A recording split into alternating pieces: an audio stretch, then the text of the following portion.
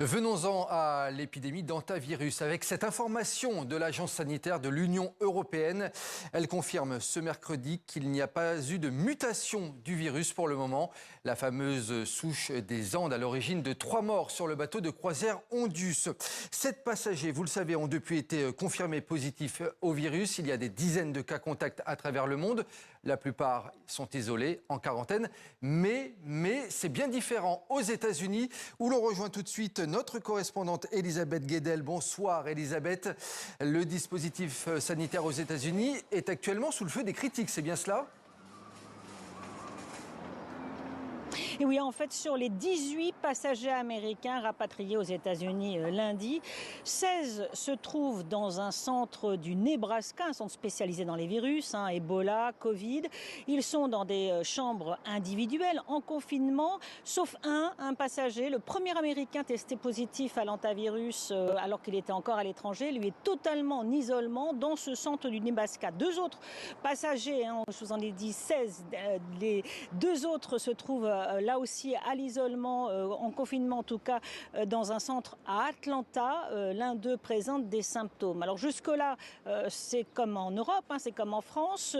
La quarantaine devrait durer 42 jours, sauf que les autorités américaines envisagent, pour ceux qui ne présentent pas de symptômes et qui ne sont pas testés positifs, eh bien qu'ils continuent la surveillance dans les prochains jours, puissent rentrer chez eux. Ce serait une surveillance à domicile. Évidemment, ça inquiète les Américains.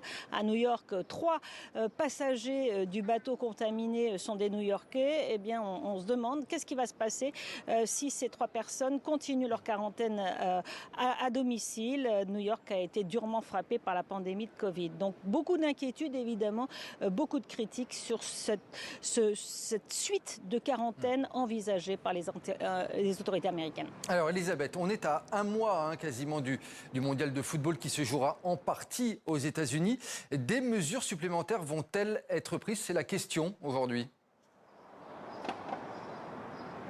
Écoutez, les autorités américaines n'ont pas annoncé de plan particulier, mais je peux vous dire que toutes les autorités sanitaires dans les États, notamment qui vont accueillir des matchs, eh bien, l'état d'alerte est maximum. Notamment, il y a un cas en Californie qui inquiète. C'est une personne qui a été testée positive à l'hantavirus alors qu'elle n'était pas sur le bateau de croisière. En fait, elle a été contaminée lors d'un vol en avion.